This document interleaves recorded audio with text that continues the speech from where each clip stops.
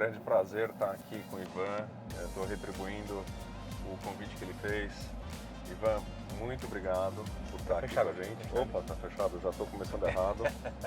É muita emoção estar com... Deixa eu ver se eu consigo dar ré. Não, agora vou. Então, Ivan, muito prazer ter você aqui no nosso 5º episódio que a gente está gravando. A gente é novato, você acabou de fazer 206 ou 207 episódios. A gente é novato nessa área de comunicação, de entrevista, mas estou gostando bastante da experiência. Então, muito prazer. Prazer é meu, cara. Fico super feliz. A comunicação é sempre uma ferramenta muito grande para a gente gerar conteúdo, para se conectar, para dividir, para compartilhar ideias, né? Então, eu acho que independentemente do nível de experiência de cada um na comunicação, hoje a produção de conteúdo audiovisual, ela sempre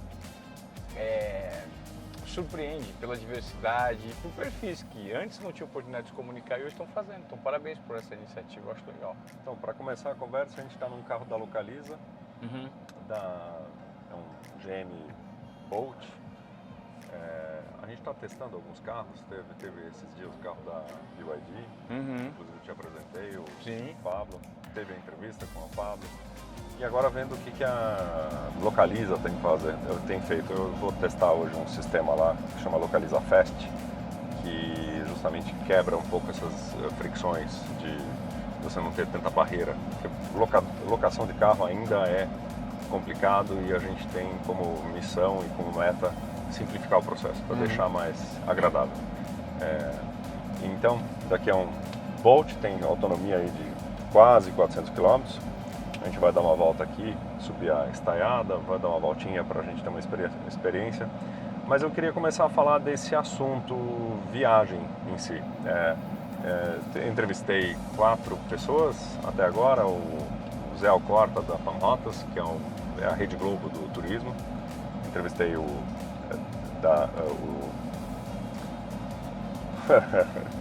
Borg, eu só conheço ele como Borg da Audi, nosso diretor comercial da Audi.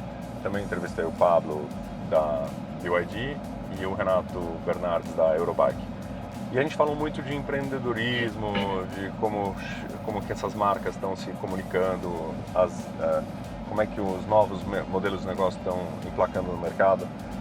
E a gente vai falar naturalmente de empreendedorismo, porque esse é um tema central. Quero saber mais de você. A gente teve um papo super gostoso, super informativo e informal e espontâneo que surgiu na nossa conversa. Mas eu queria começar com viagem. Como que você viaja hoje? Como é que isso faz parte da sua rotina, né? Você viaja o Brasil inteiro e mundo afora, né? Olha, eu confesso que o mundo afora eu já viajei mais, né? Quando eu trabalhava na cobertura esportiva, então eu tive a oportunidade de fazer grandes eventos esportivos, conhecer o mundo por meio da cobertura jornalística. Foi muito gratificante. Hoje, o meu foco de viagens, eu vou fazer uma viagem agora em 2024 para fora do Brasil, mas o meu foco de viagem está muito ligado à necessidade de distribuição, né, de produção de conteúdo, as palestras, né, a gente acaba fazendo bastante palestras, nossa palestra também leva o mesmo nome que o podcast, que é o Desobediência Produtiva. Então a gente viaja muito a trabalho. E nos finais de semana, quando eu estou com as crianças, né, porque eu tenho guarda compartilhada dos meus filhos, cara, o meu desafio é encontrar lugares interessantes, com menos trânsito ou com um espaço de janela de aeroportos que não são tão cansativos, para entreter a garotada e para conhecer ambientes que a gente não conhece. Viajar é muito gostoso, né? Sim. Cara, você pode falar melhor disso do que eu. Viajar é uma... Que idade tem seus filhos? A Mel tem 10 e o Luiz tem 8, casal, 10 e 8. Então eles ainda estão numa idade que eles querem estar com o pai, né? Estar com o pai ainda é gostoso, daqui a pouco vai mudar isso, né? Chegada da adolescência aí, a juventude, vai mudar. E o fato de eu estar com uma namorada nova agora, super divertida, topa tudo, de uma outra geração diferente da nossa, então faz com que a minha rotina dentro de um carro, ela seja muito prazerosa. Eu te confesso que esse trânsito que nós vivemos aqui na capital paulista é uma das piores sensações que alguém pode ter em São Paulo, né? Passar horas e horas no trânsito. Mas recentemente eu tenho ressignificado essa espera. Eu não tinha muita paciência, eu ando muito de moto. Eu tinha aberto mão de andar de carro para andar só de moto. Mas aí eu voltei atrás, fiz umas parcerias com marcas de carros e ressignifiquei, porque quando você está dentro de um carro confortável, seguro e está com as pessoas que você ama, eu encontrei uma nova oportunidade de ou desfrutar desse momento, ou consumir um conteúdo que faça sentido e lidar com essa situação caótica que é o trânsito de uma maneira mais paciente. Bom, naturalmente não poderia ser diferente, mas eu não consigo ver outra forma mais prazerosa de viajar. Eu tenho 3 filhos, mais 2 enteados. Nossa, agora o desafio tem um caminhão, hein?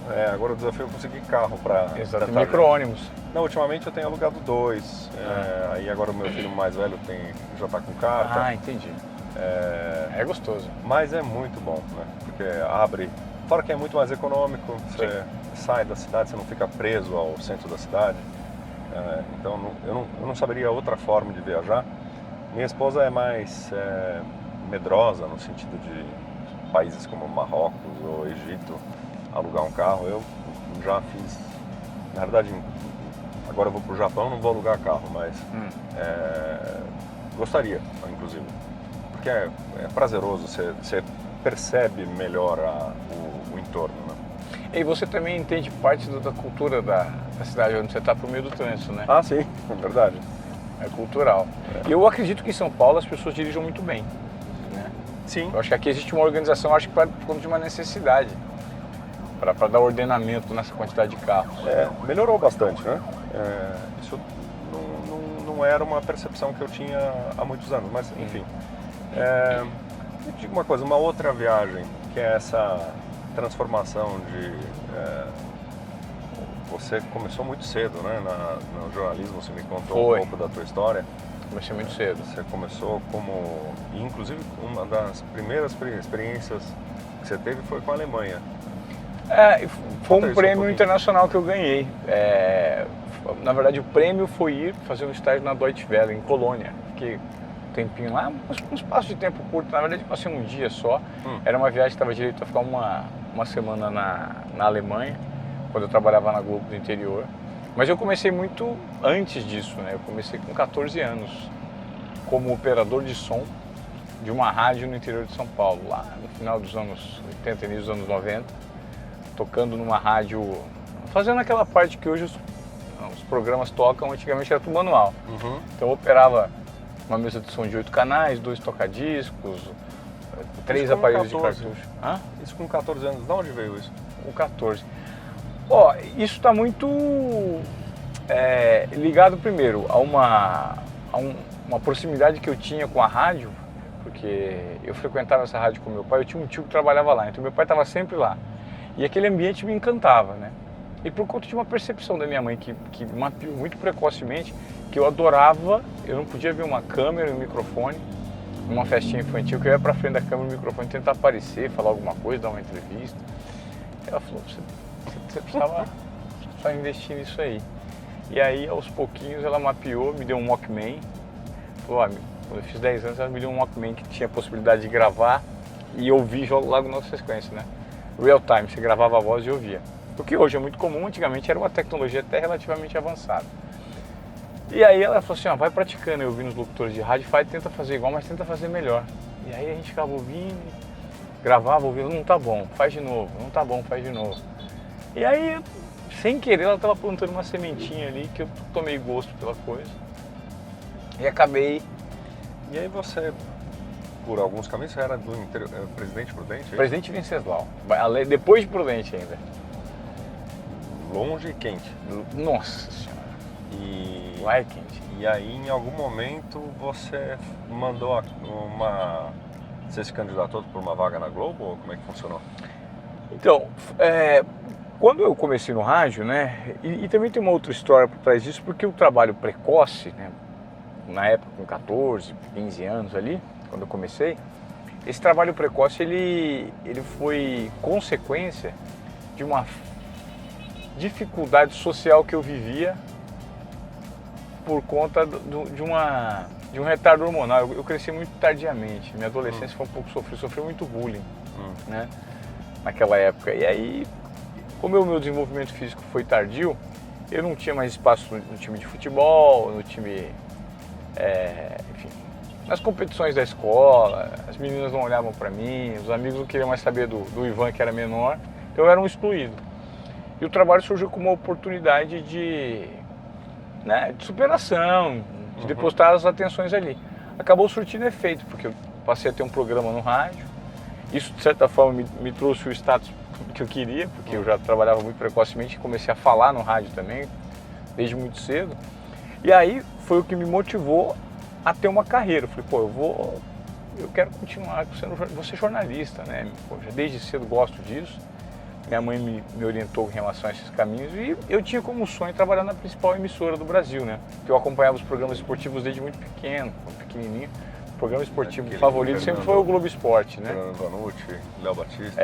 Fernando Banucci, Léo Batista. No interior o apresentador era o Adão Nereu. Porque a Globo era regionalizada já nessa época, né? Ela tinha mas foi o Fernando Banucci, o Léo Batista, esse Adão Nereu que fazia o programa na regional. Então o meu sonho foi, se um dia eu apresento o Globo Esporte, e as coisas acabaram acontecendo, né? Conspiraram para acontecer. Incrível. Incrível, foi. E aí eu fiquei 20 anos. Quantos anos você entrou no Globo Esporte? Ou na Globo? Eu entrei na TV Globo quando eu saí da faculdade, com 23 anos. Mas já para apresentar? Não, eu entrei como repórter, né?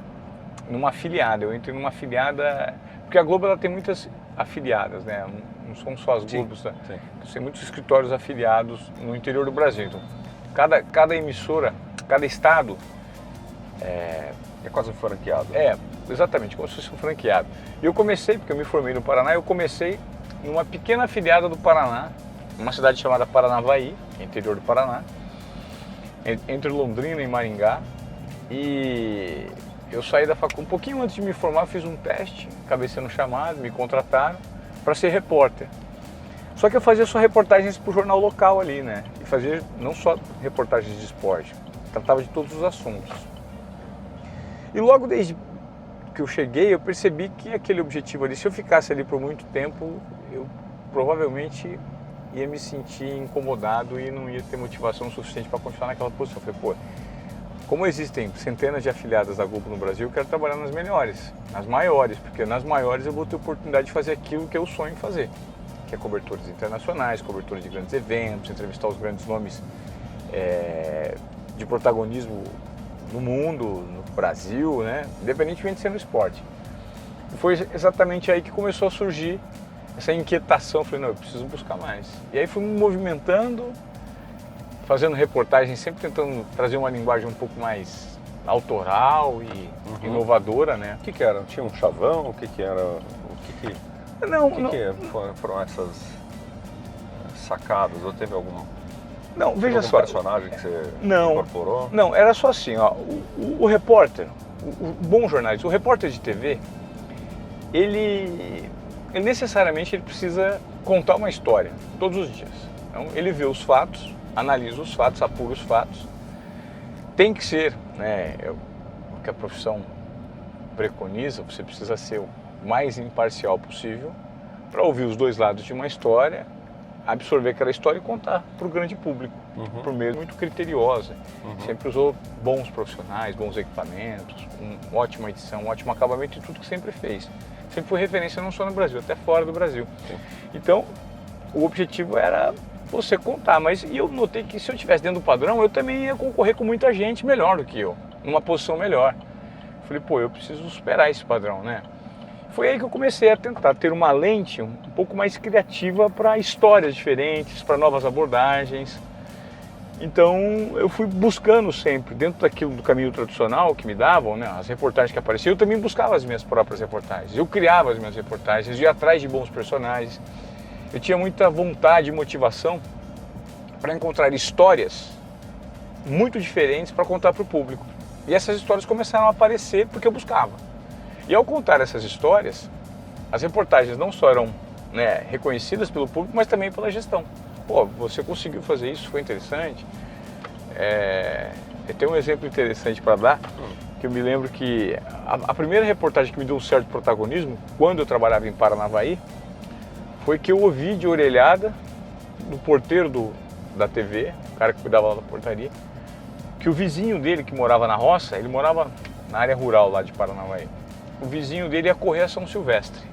Só que o curioso é por que o vizinho ia correr a São Silvestre, porque o vizinho era boia fria, acordava de manhã, muito cedinho, de madrugada ainda, para colher algodão.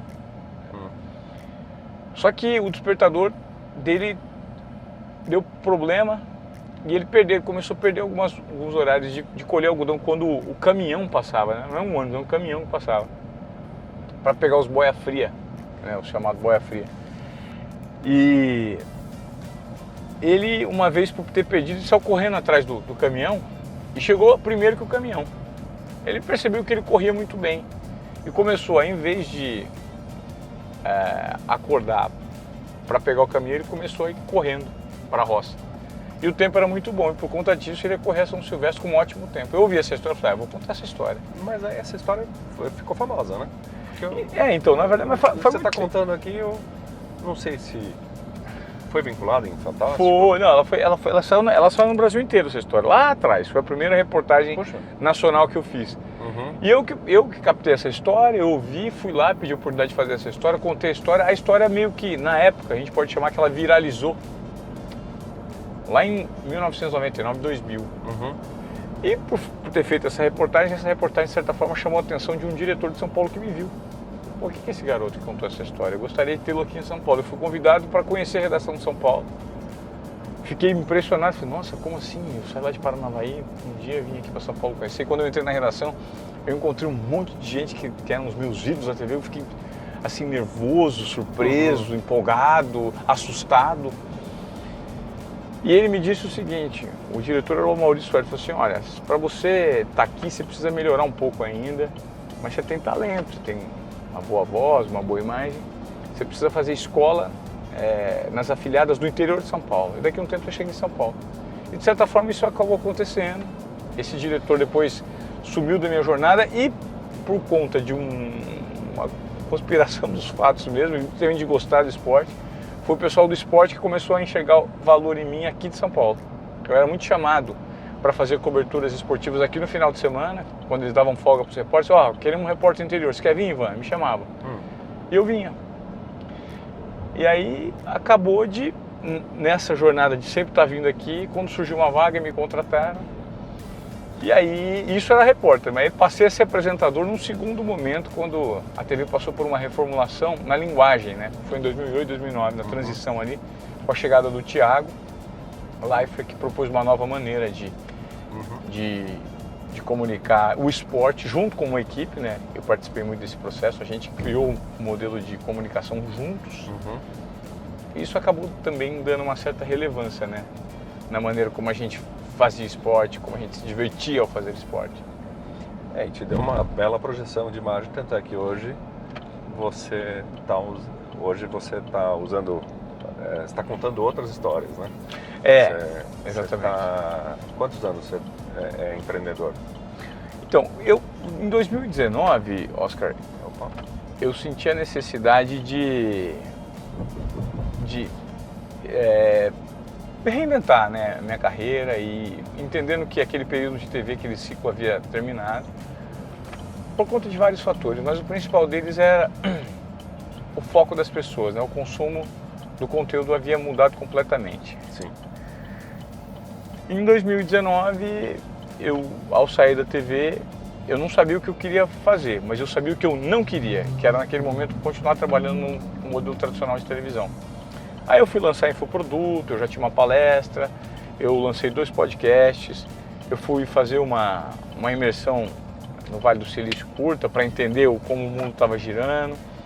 Conheci muitos infoprodutores, produtores de conteúdo digital, e isso serviu para que eu tivesse um entendimento do mundo fora da TV. Porque quando a gente fica muito tempo numa corporação, como eu fiquei na TV Globo, a gente acredita que não existe vida após TV. E nós éramos relativamente muito mal acostumados.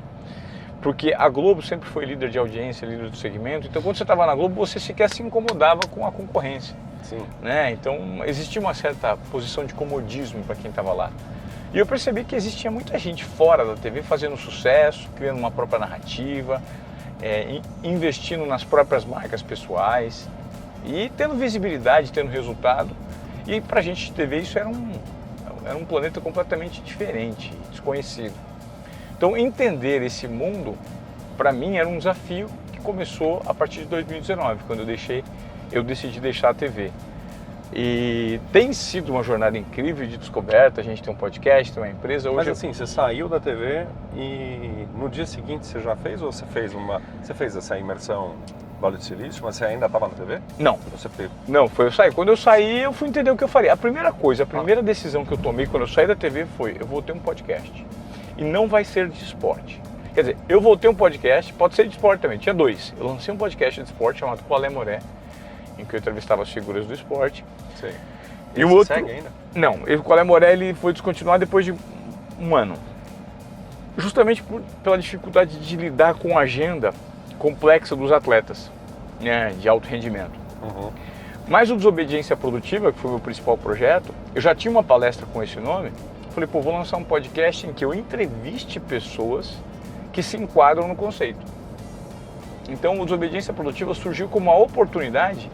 Olha que curioso, as pessoas, pô, como é que você teve essa ideia? Eu falei assim, o Desobediência Produtiva serviu e ainda serve para mim, do ponto de vista pessoal, para que eu possa aprender cada vez mais.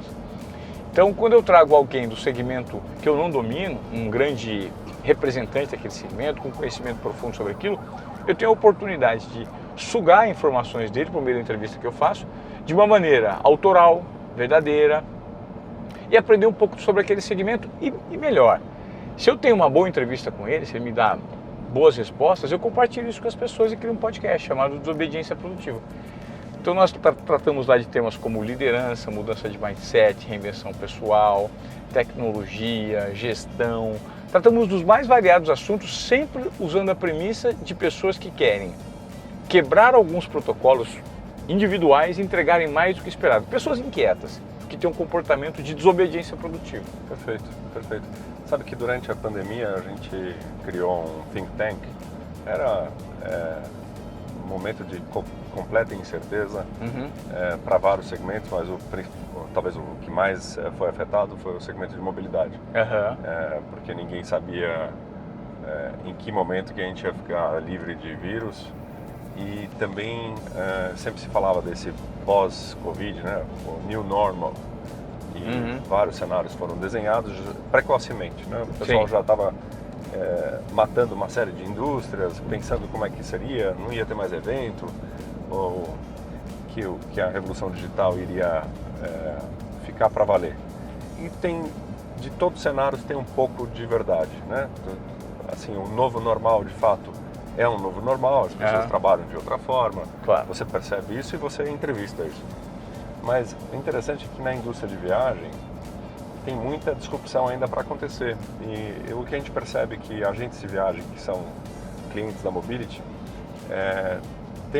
a gente tem percebido novos entrantes. Tem pessoas que contam histórias, né, porque não tem nada melhor do que você pegar um carro e viajar pelos Estados Unidos e ficar contando um pouco da sua experiência para que outras pessoas se inspirem. Então, influencers digitais podem virar agentes de viagem podem virar também. Acho que a gente tem percebido muito isso. Você sabe que, inclusive, esse modelo de produção de conteúdo é algo que eu quero implantar na minha vida, na minha rotina, no meu lifestyle. Me agrada muito pensar que eu posso, por exemplo, estar associado a algum tipo de marca ou produto ou serviço e ter a oportunidade de, ao mesmo tempo, usufruir disso de uma maneira genuína e compartilhar com uma audiência que vê valor no conteúdo que eu faço. Então, por exemplo, pegar um trailer e levar os meus filhos e minha namorada para passear em qualquer lugar que seja, tanto no Brasil quanto fora do Brasil. Já sei quem vai querer trabalhar com você, porque tem uma empresa dos Estados Unidos que chama Cruise America, que é um parceiro nosso, e mostrar essa linguagem, você ainda tem 2 filhos, você viaja com a namorada, e toda essa dinâmica que tem em torno, e você ainda com o talento que você tem de comunicação, acho que você pode fazer isso sempre nas suas férias, e ainda... Não, eu me diverti. Sabe o que eu acho que outras pessoas. Sim, eu acho que não tem preço, por exemplo, Oscar, quando a gente compartilha. Eu acho que hoje quando a gente, desculpa te interromper, Claro. Não, eu te interrompo toda hora. Então, desculpa. Eu te interrompi, na verdade, porque para dizer o seguinte, hoje eu enxergo que essa distribuição de conteúdo 360 que todo mundo fala, está vinculada justamente a isso. O Ivan hoje, que produz conteúdo, ele fala sobre tudo o que ele faz profissionalmente, o que ele já fez num formato antigo, mas também comunica os valores que cercam 360 graus quem ele é como profissional, mas principalmente como pessoa. Então, ter a oportunidade de falar sobre a minha rotina com os meus filhos, com a minha namorada, com os meus medos, as minhas dificuldades, as minhas vulnerabilidades e aproveitar disso para fazer com que eu não seja nem melhor nem pior que ninguém, mas seja um contato genuíno com uma audiência, faz muito sentido. Eu acho que as marcas estão atrás disso. E ter a oportunidade, por exemplo, levar as crianças pela primeira vez para conhecer os Estados Unidos, que nunca foram, sabe? E aproveitar esse momento genuíno dessa descoberta, isso tem um valor imenso, porque é um conteúdo genuíno, ele é autêntico, é verdadeiro, né? Não tem nada. Então eu acho que abre-se aí uma oportunidade enorme da Creators Economy, como a gente chama hoje, no que diz respeito a veicular a narrativa das marcas. Eu acho que isso é o grande sucesso, para você cada vez mais cativar a atenção, que é a grande diferença, né, de quem tem. Hoje a gente vive a briga pela atenção, vive uma civilização da atenção. Sim. E quem tem atenção? Quem é verdadeiro. Sim. E engraçado que você está falando, você estava dentro de um ambiente longe de ser confortável, né? Porque trabalhar na Globo e estar lá em evidência, naturalmente você sempre tinha que se garantir, né? Sim. E acho que a palavra do conforto talvez seja da própria marca. Sim. Mas você como profissional lá dentro tinha que aguentar, engolir muito sapo, certamente, que você sempre se reinventar dentro da Globo. Mas em algum momento, quando você saiu desse ecossistema e descobriu que o mundo lá fora pode ser muito diferente, pode ser muito rico, eu acho que a gente percebe também que muitos profissionais de grandes agências ou grandes grupos que também tem certo conforto, porque quem é um grande executivo de uma grande companhia aérea, um grande grupo hoteleiro, sim, ou de uma grande agência de viagem, quando ele vira individual, tem uma figura que chama incorporador ou IC, é um consultor individual, e ele começa a perceber que ele pode ele mesmo viajar pelo mundo. Eu conheço vários que estão começando eles passam talvez 6 meses do ano viajando e atendendo os clientes deles. Legal. Super bem. Tem uma amiga que vai fazer agora 1 ano de sabático viajante, mas ela vai continuar ganhando dinheiro, porque vai continuar atendendo reserva. Então eu acho que você junta as duas coisas, né? O útil ao agradável. Então, te ouvindo, eu acho que isso que é legal também quando você tem cruzamento de dados, né? Lá na época do Think Tank, a gente entrevistou, por exemplo, o Rafael Klein, que é da Via Varejo, para falar como que a Via Varejo tinha lidado com a pandemia. Como é que eles estavam lidando com o fechamento das lojas, Casas Bahia vive de loja, né? Como é que eles estavam conseguindo sair para venda online. A mesma coisa os agentes de viagem, que estavam muito acostumados com venda em shopping, por exemplo, ou venda física, e tinham que, de repente, contar as histórias deles através de canais da internet. Canais, né? Então, eu acho muito legal essa riqueza que podcast dão, porque podcast você assiste em qualquer momento do dia, você deve consumir bastante isso também, né? Você escuta os outros. Sim. E você vai tirando, como você falou, você vai ouvindo e vai sugando o conhecimento para transformar a tua realidade. Então, perfeito. Para um agente de viagem, uma dica é ouvir mais essa confiança que dá para você sair da sua redoma, do seu ambiente seguro e se abrir para novas frentes, né? Mas sabe o que eu queria te perguntar? Nessas andanças todas, você tem alguma situação que envolveu serviços de viagem que deram certo ou que deram errado? Alguma situação, algum perrengue que você passou? Nossa, cara. Alguns, né? Tive. Eu me lembro que em 2008 eu fui para a China e depois dos jogos eu tirei férias na China e a gente foi orientado por um amigo meu que morava lá, que era correspondente da Globo, Pedro Bassan. Ele indicou alguns lugares para a gente que fugissem do turismo tradicional. E nós fomos para o interior da China, a gente foi para Yangshuo, perto de Guilin, fazer um passeio de balão no meio das montanhas da China. Eu me lembro que a gente quase caiu do balão, porque o baloeiro não tinha muito controle sobre o que ele estava fazendo. E depois que eu desci do balão, eu soube que a taxa de acidentes é de 20%. E a gente passou por um perrengue que era ou batia numa montanha ou descia numa rodovia extremamente movimentada, como por exemplo a Castelo Branco. E ele passava um radinho em chinês para os caras que estavam no apoio, e pra gente, a única palavra que ele sabia falava assim, thank you e I love you. Então a gente ou batia numa montanha e descia numa rodovia. E aí eles bloquearam uma rodovia pra gente descer, mas foi um perrengue danado. Bom, 80% que deu certo. A gente tava, graças a Deus. Eu sempre falo que nessas horas de perrengue, a melhor parte é que depois que passa é muito, muito bom poder falar, né? E também uma vez nós fomos vítimas de uma polícia corrupta na República Tcheca. A gente estava em Karlovy Vary, no interior da República Tcheca, e fui fazer a cobertura de um Mundial de Basquete em 2010. E nossa família tinha acabado de chegar, pegamos um carro de locadora, e a polícia, por saber que era carro de locadora, a gente estava hospedado no hotel da seleção feminina de basquete, tinha um Mundial de Basquete feminino.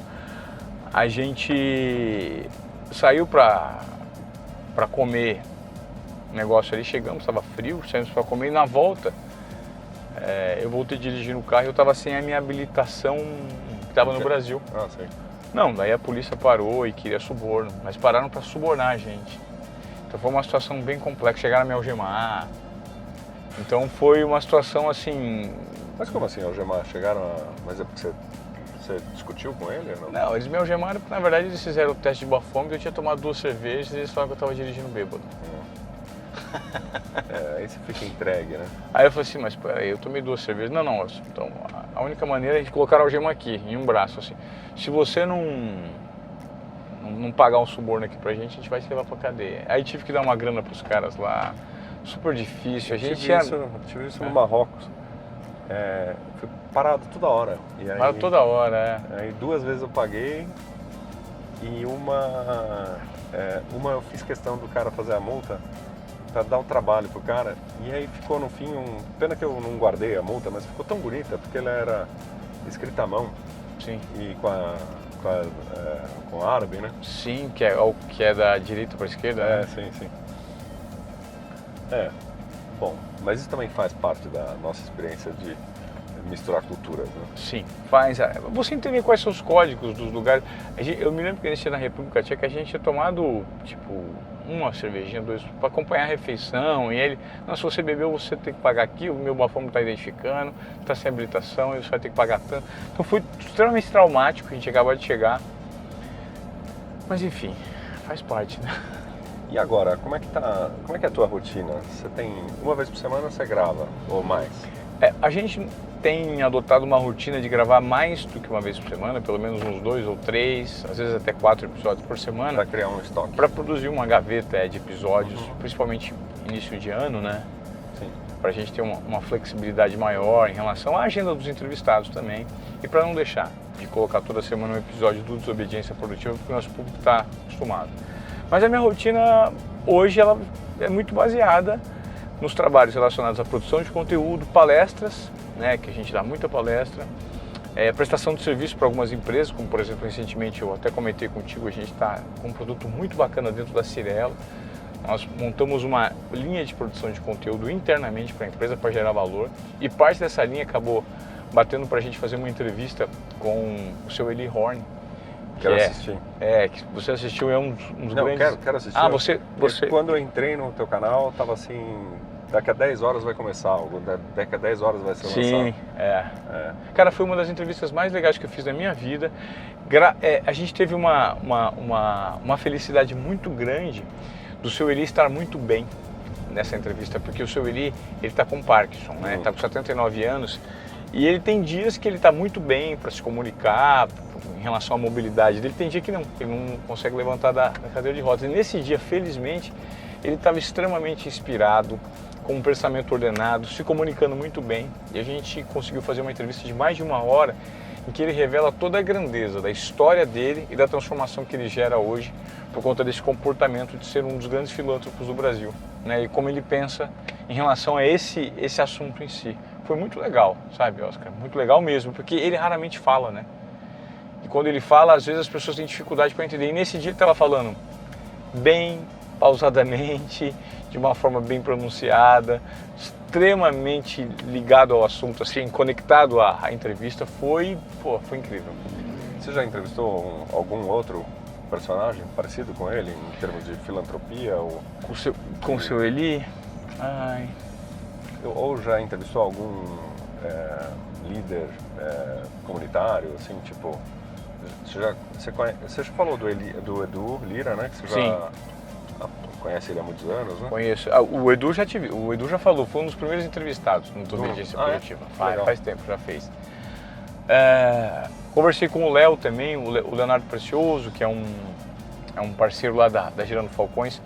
O Léo está à frente do Instituto Recomeçar, que dá orientação e suporte para a mão de obra carcerária, né? Que é um problema que existe no Brasil. Muita gente sai da cadeia, não sabe como se colocar no mercado de trabalho e precisa voltar para a criminalidade, de certa forma. São escolhas, né? Mas o ambiente aqui fora contribui muito para que as pessoas não sejam educadas e não tenham oportunidades. Sim. Então eu fui embaixador por um tempão também, dei várias palestras dentro de presídios, em Guarulhos, fui várias vezes fazer trabalho comunitário em presídios, fui várias vezes dar palestra lá no Edu, na Girando Falcões, para jovens carentes. Então, dentro do possível a gente faz, mas eu concordo com o seu Eli, eu fui desafiado por ele. Nós precisamos fazer mais. O que a gente faz ainda é muito pouco perto da situação que a gente ocupa de privilégio na sociedade.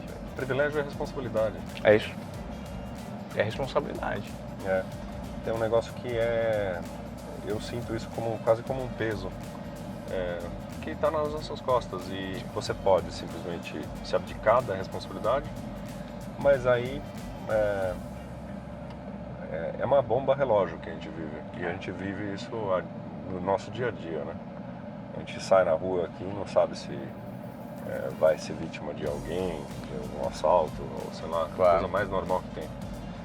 E todo mundo sabe a origem disso, né? Mas é uma bomba relógio para... O que é uma provocação que ele fez que você já está colocando no seu dia a dia, assim, no seu radar? Sobre a transformação que a gente gera do ponto de vista do próximo mesmo, né? Sobre um legado de vida. Então, hoje, ser bem-sucedido para mim passou a ter várias lentes, né? Ser bem-sucedido em relação à profissão, em relação aos filhos, em relação ao casamento, em relação ao seu trabalho, em relação ao próximo. Será que nós somos bem-sucedidos em todas as caixinhas da nossa vida? No que diz respeito a tudo aquilo que é bom, nobre, justo, né? Valores, virtudes e sabedoria. Então, eu tento pensar muito nessa linha para entender que rastro eu vou deixar nessa jornada, né? Não só no período que eu estiver aqui, mas depois que eu for embora, o que vão falar de mim, qual que foi a transformação que eu gerei, o quão bem eu fiz para o próximo, não só para os meus, mas para a sociedade como um todo, né? E qual que foi a tua última viagem que você fez com os filhos? Minha última viagem foi... Deixa eu lembrar. Assim, para fora do país? Para fora do país eu não... Alugando carro, de preferência. Cara, eu nunca fiz. Não, eu nunca fiz. Eu nunca fiz. Puxa. Não fiz nenhuma, não. Agora como é que eu faço aqui? Vou abrir a porta. Nossa, eu ia fazer uma viagem para os Estados Unidos agora em novembro, mas acabei não conseguindo os parceiros certos. Eu queria levar as crianças para Disney, início de novembro. Só que aí eu fui convidado por uma empresa de motorhome, só que eu queria fazer uma passagem de viagem, uma parceria com o pessoal das viagens da Tama, eu não consegui nenhum parceiro, não falei para as crianças, não consegui amarrar isso. Ia produzir um puta conteúdo legal, fui atrás de 2 ou 3 marcas, mas ninguém se interessou. Enfim, vamos ver se o Lipe. O Lipe é um cara que também foi empreendedor, quer dizer, empreendedor não, mas ele era executivo da Decolar. Sim, o Lipe é um craque nisso. Cara incrível. Eu peguei umas orientações com o Lipe, mas agora para 2024 a gente vai bolar um plano com mais antecedência para levar a molecada para fora, para fazer justamente, porque o objetivo é produzir conteúdo de qualidade, sabe, Oscar? E tudo a ver com o teu tema. Sim. Inclusive durante a viagem você pode até entrevistar, colocar no teu roteiro alguém que esteja por acaso lá, né? De repente. Claro. Porque mobilidade é tudo hoje, né? De certa forma, quando você tem mobilidade, quando você tem liberdade para se locomover, para descobrir novos lugares, se você tem quem te acompanhar, você enxerga o mundo de uma nova maneira. Bom, você está me falando de Mantiqueira. Que essa foi uma das últimas viagens que você fez. Foi. E você ficou em que cidade? Fui de moto. Eu fiquei numa fazenda, no meio da montanha, numas casas, tem 4 casas no meio da montanha. E nós ficamos lá numa fazenda, no meio da montanha, num cenário incrível. Nós fomos com uma Goldwing, uma moto 1.800 cilindradas, deliciosa, fazendo curva nas estradas, tomando vento na cara. Mas como é que você conseguiu? Você alugou? Eu peguei emprestado de um amigo. Ah, que bom. Um amigo meu me ofereceu, falou, você vai viajar de moto, pega a minha moto aqui. E aí fizemos esse passeio com essa Goldwing, foi incrível e enfim, fiquei apaixonado. Eu sou o cara que gosta de viver novas aventuras, de fazer coisas que eu nunca fiz, entendeu? Pô, então, eu acho que você ainda tem um talento para descobrir, quer dizer, o talento você já tem, mas esse mercado assim de viajar e facilitar a vida, porque as pessoas na verdade estão na zona de conforto. O brasileiro tem muita vontade de viajar, mas tem receio, tem medo. Sim. Medo por conta do idioma, que hoje é uma bobagem, né? Porque você consegue ser... E brasileiro tem em todo canto, né? Sim. Muito bem. Bom, eu queria agradecer a vocês por estar participando. Estou aqui do lado do meu professor, já fez 200 e tantos episódios, 20 anos de Globo, mas para a gente tem sido um prazer convidar pessoas tão interessantes como o Ivan. Dá vontade de ficar 2 horas ainda andando de carro. Conversando, né? E a gente tem vários episódios aqui. Quero que vocês compartilhem, que vocês me passem aqui um feedback do que vocês gostaram, o que vocês sugerem, o que vocês gostariam de saber do Ivan. Então, muito obrigado e até a próxima. E pedir pro pessoal, né, Oscar, que se veio até aqui, gostou desse conteúdo, o digital a gente sabe que podcast, eles performam muito. Se você que está assistindo, se você veio até aqui, se você gosta, que você compartilhe esse conteúdo com mais pessoas, que só assim a gente consegue levar nossa mensagem. O digital é muito feito no boca a boca, né, nesse compartilhamento orgânico. Então, eu também gostaria de agradecer a oportunidade de estar aqui com você. Valeu, foi muito legal e curtiram o podcast dos caras, só deixa o seu like, seu comentário aqui, porque vamos embora responder a pergunta, se eventualmente ficou uma dúvida nos comentários. Nós estamos aqui para engajar, porque esse é o objetivo desse conteúdo, né? Ótimo. Valeu, Oscar. Obrigado, hein? Obrigado.